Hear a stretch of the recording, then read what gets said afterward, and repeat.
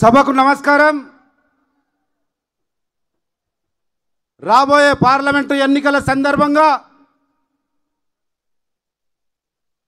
Congress party అభ్యర్థి doctor Vamshi Chand Reddy గారిని అత్యధిక మెజార్టీతో గెలిపించమని ఏర్పాటు చేసిన నారాయణపేట శాసనసభ నియోజకవర్గ స్థాయి సమావేశానికి విచ్చేసిన మీ అందరికీ, వేదిక మీద ఉన్న పెద్దలందరికీ నమస్కారాలు తెలియజేసుకుంటూ, గత 120 రోజుల క్రితము ఇదే గడ్డ మీద మీ అందరి సాక్షిగా కాంగ్రెస్ పార్టీని, మీ బిడ్డగా పర్ణిక రెడ్డిని గెలిపించండి, ఆశీర్వదించండి అంటే రేవంత్ అన్న మాటను తీసివేయకుండా ఆయనకు అండగా, కాంగ్రెస్ పార్టీకి దన్నుగా ఏ రకంగా అయితే గెలిపించిండ్రో, మళ్ళీ 4 నెలల్లోనే పార్లమెంట్ ఎన్నికలు వచ్చినాయి. యావత్ భారతదేశం ఎన్నికలకు పోయింది. 120 రోజుల్లోనే ఆ రోజు ఇదే వేదికగా మీ అందరి సాక్షిగా ఆనాటి రాష్ట్ర కాంగ్రెస్ కమిటీ అధ్యక్షుడిగా ఏదైతే హామీ ఇచ్చిండో, ఏదైతే నమ్మకాన్ని, విశ్వాసాన్ని కల్పించిండో, అది నమ్మి మీరు ఓటేస్తే 120 రోజుల్లో ఏం జరిగిందో మీరు చూస్తూ ఉన్నారు. యావత్ భారతదేశం నివరబోతా ఉంది.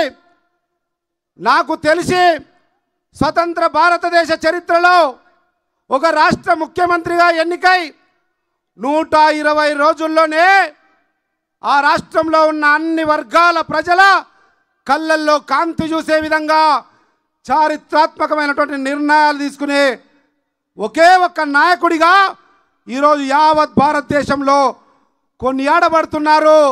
మన అందరి ప్రియతమ నాయకుడిగా, ఈ గడ్డ బిడ్డగా, పాలమూరు మట్టి పరిమళంలో పరిమళించి రాజకీయ వటవృక్షమై ఈరోజు మన ముఖ్యమంత్రిగా మన ముందున్నటువంటి గౌరవనీయుడు యనుమల రేవంత్ రెడ్డి గారు, నేను కానీ మీ పార్లమెంటు అభ్యర్థి వంశీచంద్రెడ్డి గారు ఢిల్లీ పోతుంటాం, బాంబే పోతుంటాం, ఛత్తీస్గఢ్ పోతుంటాం పార్టీ పని మీద.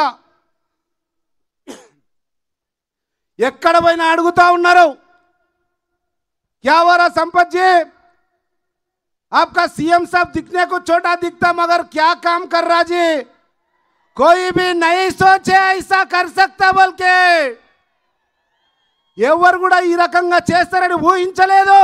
ఎట్లా చేస్తున్నాడు ఆయన రేవంత్ రెడ్డి అన్నట్టు ఆయన అడుగుతా ఉన్నారు. అది మన బిడ్డ గౌరవం, మన పాలమూరు గౌరవం దశ దిశలా యావత్ భారతదేశంలో మారుమోగుతా ఉంది. దానికి కారణం మీ అందరూ అండగా నిలిచిండ్రు. వారు చెప్పినటువంటి ఆలోచనలకు అనుగుణంగా నడిచినారు కనుకనే ఈరోజు మనకు ఆ గౌరవం దక్కింది. మళ్ళీ అదే గౌరవం దక్కాలంటే మన నాయకుడిగా రేవంత్ రెడ్డి గారికి నైతిక స్థైర్యాన్ని ఇవ్వాలి, కాంగ్రెస్ పార్టీకి అండగా నిలబడాలి. రేపు రాబోయే ఎంపీ ఎన్నికల్లో కూడా కాంగ్రెస్ అభ్యర్థిగా వంశీచంద్రెడ్డి గారిని గెలిపిస్తేనే ఇంకా ధైర్యంగా అనేక కార్యక్రమాలు తీసుకునే అవకాశం ఉంటుంది. ఒక 2 విషయాలు చెప్తా.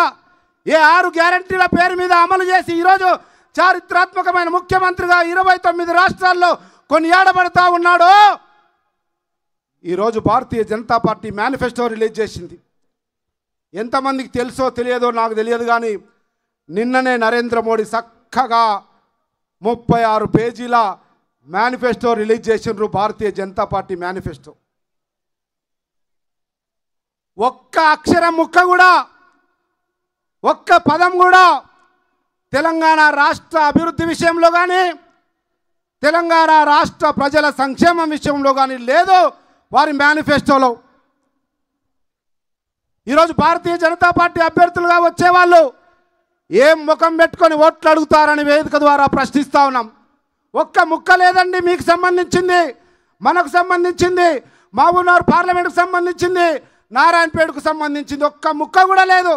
ఏ రకంగా భారతీయ జనతా పార్టీ నైతిక హక్కును కోల్పోయిందో ఆలోచన చేయమని కోరుతా ఉన్నా. ఇంకొక పార్టీ ఏం తొక్కిండో తెలియదు రేవంత్ అన్న కానీ కనబడకుండా భూ పాతాళానికి పోయింది బీఆర్ఎస్ పార్టీ అనే పార్టీ. ఎట్లా దొక్కిండో మీరే చూసిర్రు, ఎన్నిసార్లు దొక్కిండో మీరే చూసిర్రు. అది ఈరోజు కనబడే పరిస్థితుల్లో లేదు, జాకి పెట్టినా లేచే పరిస్థితుల్లో లేదు, దాన్ని ఇడిచిపెడదాం. కానీ ఈరోజు బీజేపీ పార్టీ మీద పేరు వస్తున్నట్టు ప్రధానంగా మన మహబూబ్ నగర్ పార్లమెంట్లో అత్యధిక జనాభా కలిగిన వాళ్ళు ఎవరు? నా ముదిరాజు పులి బిడ్డలు. ఏమరిగిందండి ముదిరాజు బిడ్డలకు? భారతీయ జనతా పార్టీ కేంద్రంలో కానీ ఈరోజు ఓట్లు అడగడానికి వచ్చిన వాళ్ళు భారతీయ జనతా పార్టీ తరఫున ఇదే కాంగ్రెస్ పార్టీ భిక్షతో దశాబ్ద కాలం పాటు మంత్రిగా ఓ వెలిగి ఈ ప్రాంత బిడ్డగా చెప్పుకునేటోళ్ళు ఏం చేసిండ్రు? ఈ ప్రాంతంలో అత్యధిక మెజారిటీ జనాభా ఉన్న ముదిరాజులకని అడుగుతా ఉన్నాం. గుండె మీద చేసుకొని సమాధానం చెప్పాల్సిన అవసరం ఉంది. అదే సందర్భంలో ముదిరాజులు కూడా గుండె మీద చేసుకొని ఆలోచన చేయాల్సినటువంటి అవసరం ఉంది. రేపు 13వ తేదీ ఓటేసే ముందు మీ ముందు కనబడతా ఉన్నాడు నిలువెత్తు నిదర్శనం. మీ జీవితాలను మార్చబోతా ఉన్నాడు ముదిరాజు బిడ్డలారా. రేవంత్ రెడ్డి అనేబడే నాయకుడు మీ తరతరాల బిడ్డల జీవితాలను మార్చడానికి వచ్చిన మహానుభావుడుగా కొనియాడబడతారు. కాసేపట్లో మీకు శుభవార్త కూడా తెలియజేస్తారు. ఆలోచన చేయండి. కళ్ళ ముందర కనబడే నాయకుడు మహిళల కొరకు, యువకుల కొరకు, నిరుద్యోగుల కొరకు, రైతుల కొరకు, బడుగు బలహీన వర్గాల కొరకు నేనున్నా మీకు అండగా అని చెప్పే రేవంత్ రెడ్డి కావాలనా? 26 పేజీల మేనిఫెస్టోలో ఒక్క ముక్క కూడా మన గురించి లేకుండా రంగుల కల రాజకీయాలు చేసే వాళ్ళు కావాలన్నా? ఆలోచన చేసుకోమని చెప్తా ఉన్నా. ఎందుకంటే రేపు 13వ తేదీ వేయబోయే ఓటు మీ జీవితాలను మార్చే ఓటు, మీ తలరాతలను మార్చే ఓటు, మీ పిల్లల భవిష్యత్తును తీర్చిదిద్దే ఓటు. అవన్నీ జరగడానికి నిలువెత్తు నిదర్శనంగా మనకు అండగా మన గౌరవ ముఖ్యమంత్రి ఈ గడ్డ బిడ్డ. మనం మనకందరికీ గర్వకారణం. మనందరి గుండె చప్పుడు తెలిసిన నాయకుడిగా రేవంత్ రెడ్డి గారు మన ముందున్నారు. కనుక వారి ఆశీర్వాదం మేరకు, వారి అండదండలతో ఈ ప్రాంతం అభివృద్ధి చెందాలంటే కాంగ్రెస్ పార్టీ చేతి గుర్తే శరణ్యమని తెలియజేస్తూ, ఇంకొక విషయం, నేను ఒక దళితుణ్ణి. ఈ పార్లమెంటులో ఎట్లయితే ముదిరాజులు అత్యధికంగా ఉన్నారో మాదిగలు కూడా ఉంటారు. అటువంటి మాదిగ బిడ్డగా చెప్తా ఉన్నా, భారతీయ జనతా పార్టీ వాళ్ళు అమాయకులు మాదిగోళ్ళు అనుకొని మాయ మాటలు చెప్పి కనికట్టు రాజకీయాలు చేసుకొని మన నాయకుడు మందాకృష్ణ మాదిగను బుట్టలేసుకొని నరేంద్ర మోడీ కౌగిలింతల్లో వేసుకొని వెంకయ్య నాయుడు దగ్గర కాళ్ళ దగ్గర పెట్టి మాయ మాటలతో మందాకృష్ణను బుట్టలో వేసుకొని మందాకృష్ణ ద్వారా భారతీయ జనతా పార్టీ వర్గీకరణ చేస్తారని మోసపు మాటలతో నవ్వించే ప్రయత్నం చేశారు. ఈరోజు అడుగుతా ఉన్నా, నరేంద్ర మోడీ కాదు, కిషన్ రెడ్డి, డీకేఆర్నా సమాధానం చెప్పండి. ఎక్కడుంది మీ మేనిఫెస్టోలో ఏబిసిడి వర్గీకరణ? ఇది మాయలను మోసం చేయడం కాదా? మాదిగల ఉసురు తగలదా భారతీయ జనతా పార్టీకి? ఆలోచన చేయమని కోరుతా ఉన్నా. అటువంటి పరిస్థితులలో కాంగ్రెస్ పార్టీ, ఇదే రేవంత్ రెడ్డి గారు ఆ రోజు పార్టీలో లేకున్నా, ఇదే మందకృష్ణ గారు వర్గీకరణ గురించి పెద్ద ఉద్యమం చేస్తా ఉన్నాడు బయట. కాంగ్రెస్ పార్టీ తరఫున ఒక మాదిగ బిడ్డగా శాసన సభను ఒక్కనైనా ఏకాకిగా 3 రోజులు స్తంభింపజేయడానికి చేసిన ప్రయత్నంలో మొత్తం శాసనసభలో 119 మంది ఉన్నారు. మందకృష్ణ కూడా తెలుసు, ప్రతి మాదిగ బిడ్డ గుండె చప్పుడు ఆ రోజు వినిపించిర్రు రాష్ట్రం మొత్తం. ఆ సందర్భంలో మాదిగల గొంతుకకు గొంతు కలిపిన ఏకైక నాయకుడు ఈనాటి మన ప్రియతమ ముఖ్యమంత్రి రేవంత్ రెడ్డి గారు మాత్రమే. ఆ రోజు మాదిగలకు అండగా శాసనసభలో కొట్లాడే 3 రోజులు నాతో పాటు సస్పెండ్ అయి మాకు అండగా నిలబడ్డాడు. అటువంటి రేవంత్ రెడ్డి గారు గౌరవ ముఖ్యమంత్రిగా ప్రభుత్వ అధినేతగా చిత్తశుద్ధితో మాకు ధైర్యం చెప్తా ఉన్నారు. ఏబిసిడి వర్గీకరణ చేయడం నా ప్రథమ కర్తవ్యం సంపత్.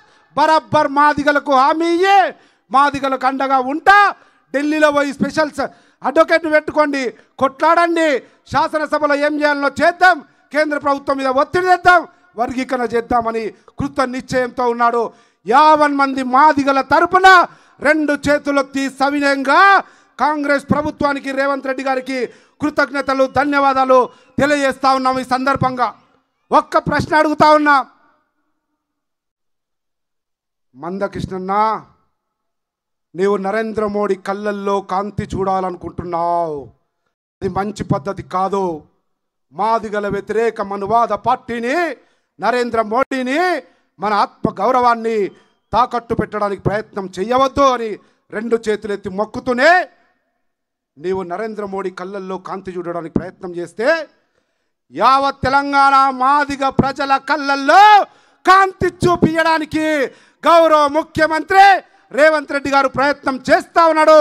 దాంట్లో సఫలీకృతమైనటువంటి నమ్మకము విశ్వాసం ఉంది అన్న విషయాన్ని కూడా గుర్తు చేస్తూ ఉన్నా. ఇకపోతే అభ్యర్థి నాకు మంచి సహచర మిత్రుడిగా, అఖిల భారత కాంగ్రెస్ కమిటీ కార్యదర్శిగా, శాసనసభ్యుడిగా పనిచేసినాం. ఈరోజు భారతీయ జనతా పార్టీ తరఫున నిలబడ్డ నాయకురాలు కూడా ఆ రోజు కాంగ్రెస్ పార్టీలో నాతో పాటు వంశీచంద్రుడితో పాటు శాసనసభ్యురాలుగా పనిచేసింది. ఆలోచన చేయండి. ఓటేసేటప్పుడు విచక్షణతో గుండె మీద చేసుకొని పిల్లల భవిష్యత్తు కోసం, మన తలరాతలు మారడం కోసం, 69 జీవో కోసం, లేదంటే జాజమ్మ చెరువు కోసం, ఈ ప్రాంత అభివృద్ధి కోసం, ఈ ప్రాంత ప్రజల సుభిక్షమైనటువంటి సంక్షేమ కార్యక్రమాల కోసం ఆలోచన చేసి ఓటేయండి. ఏమండి చూడండి, వంశీచంద్రెడ్డి ఆని ముత్యం లాగున్నాడు, కడిగి ముత్యం లాగున్నాడు, ఉన్నత విద్యావంతుడు, డాక్టర్ చదివిండు, ప్రజాసేవకు పరితపిస్తూ ఉన్నాడు, శాసనసభలో అనుభవం ఉంది, అనేక సమస్యల మీద పనిచేసిండు. రేపు ఈ ప్రాంత ప్రజల సుభిక్షం కొరకు, ఈ ప్రాంత అభివృద్ధి కొరకు రేవంత్ అన్నకు తమ్ముడిగా ఆయన అడుగులో అడుగేస్తా, ఆయన చెప్పిన ప్రతి ఒక్క అంశాన్ని పార్లమెంట్లో లేవనెత్తుతా, మీ గుండె చప్పుడుగా ఉంటా అని మీ ముందుకొచ్చిండు. 2 చేతులెత్తి మొక్కి ఆశీర్వాదం అడుగుతున్నాడు. చక్కనైనా చిక్కనైనా కడిగిన ఆనిముత్యపు వంశీ చంద్రెడ్డి కావాలనా? ఈ ప్రాంతం పేరు మీద మీ అందరి ఆత్మ గౌరవాన్ని తాకట్టు పెట్టి అనేక సంవత్సరాలు అధికారంలో ఉన్న ఇసుక దంద చేయలే వంశీచంద్రెడ్డి, సారా దంద చేయలే వంశీచంద్రెడ్డి, కిరోసిన్ దంద చేయలే వంశీచంద్రెడ్డి, లిక్కర్ షాపులు చేయలే వంశీచంద్రెడ్డి, క్లషర్ మిషన్లు పెట్టలే వంశీచంద్రెడ్డి, ఫామ్ హౌస్లలో పనిచేసేవాళ్ళని చంపలే వంశీచంద్రెడ్డి. స్వచ్ఛమైన మల్లెపూ లాంటి వంశీచంద్రెడ్డి కావాలన్నా? ఈ రకమైనటువంటి చరిత్ర మరకరు మలినమైన రాజకీయ చరిత్ర ఉన్న వాళ్ళు కావాలన్నా? ఒక్కసారి ఆలోచన చేయండి. ఈ సందర్భంగా మనమందరం కూడా మన బిడ్డగా, నేను కానీ నాకైతే 50 ఏళ్ళు, ఇప్పుడు ఇక్కడ ఉన్న వాళ్ళందరికీ చెప్తా ఉన్నా, మనము మన తరము చనిపోయే వరకు కూడా పాలమూరు గడ్డకు ఇటువంటి మహర్దశ రాదు. మళ్ళీ రేవంత్ రెడ్డి ముఖ్యమంత్రి లాంటి మహర్దశ మళ్ళీ రాదు. అటువంటి మంచి అవకాశం వచ్చింది, మహర్దశ వచ్చింది. మొన్ననే 1000 కోట్ల రూపాయలు ఇచ్చిండు, ఇంకా ఇవ్వడానికి సిద్ధంగా ఉన్నాడు. కనుక దయచేసి వారి నాయకత్వాన్ని బలపరచడం కోసం, వారికి ఆత్మస్థైర్యాన్ని ఇవ్వడం కోసం, వాడు రాబోయే రోజుల్లో ఇంకా ఈ ప్రాంతానికి ఎక్కువ నిధులతో అభివృద్ధి చేయాలనేటువంటి ఆలోచన రావడం కోసం అందరం కూడా ఏకతాటిపై రేవంత్ రెడ్డి గారి నాయకత్వంలో ఉమ్మడి మహబూబ్నగర్ జిల్లా బిడ్డలందరూ వారికి అండగా ఉన్నారన్నటువంటి విషయాన్ని రేపు ఎన్నికల్లో తెలియవలసిందిగా మరొకసారి మీ అందరికీ 2 చేతులెత్తి విజ్ఞప్తి చేస్తూ సెలవు తీసుకుంటా ఉన్నా. జై హింద్, జై కాంగ్రెస్.